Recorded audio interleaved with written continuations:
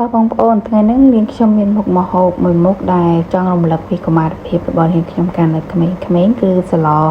ឆាគូឆាយជាមួយនឹងសណ្តែកដុតដំបូងគឺយើងធ្វើការដាក់ខ្ទះនៅលើចង្ក្រានឲ្យវារាងក្តៅហើយក៏ចាក់ជាមួយនឹងប្រេងឆាចូល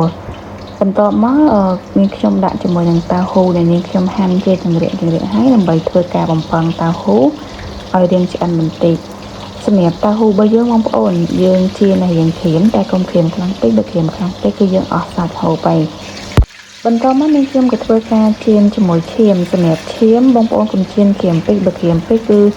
វាក្រៀមអត់មានសាច់សម្រាប់ពិសាសម្រាប់ឈាមរបស់យើងតែបើឈាមបងប្អូនឆ្អិនហើយមិនបាច់ចៀនទេ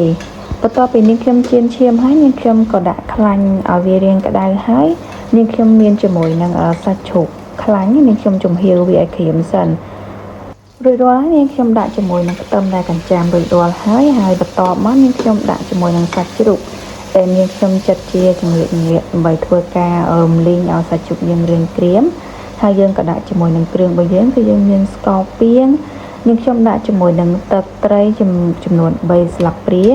បន្ថែមជាមួយនឹងទឹកប៉េងប៉ោះ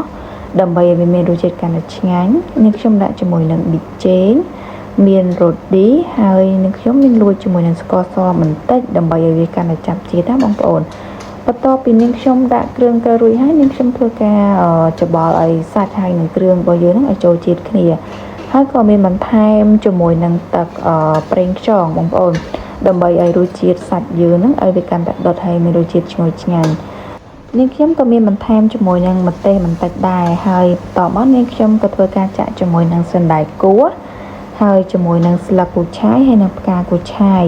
រួចហើយនាងខ្ញុំកូរផ្កាគូឆាយស្លឹកគូឆាយជាមួយនឹងសណ្តែកគួរហើយនិងគ្រឿងសាច់របស់យើងណានាងខ្ញុំធ្វើការច្បល់ឡើងរួចហើយក៏បន្ថែមជាមួយនឹងតៅហ៊ូហើយនិងឈាមដែលយើងបានចៀនរួចរាល់ហើយហ្នឹងបងប្អូនហើយយើងក៏ធ្វើការកូរឡើងវារាងឆ្អិនបន្តិចទៅនាងខ្ញុំអត់ភ្លេចទេគឺបន្ថែមជាមួយម្រេចដើម្បីឲ្យមានរសជាតិហឹរតិចហើយវាចាប់ជាតិជាមួយនឹងម្ហូបរបស់យើង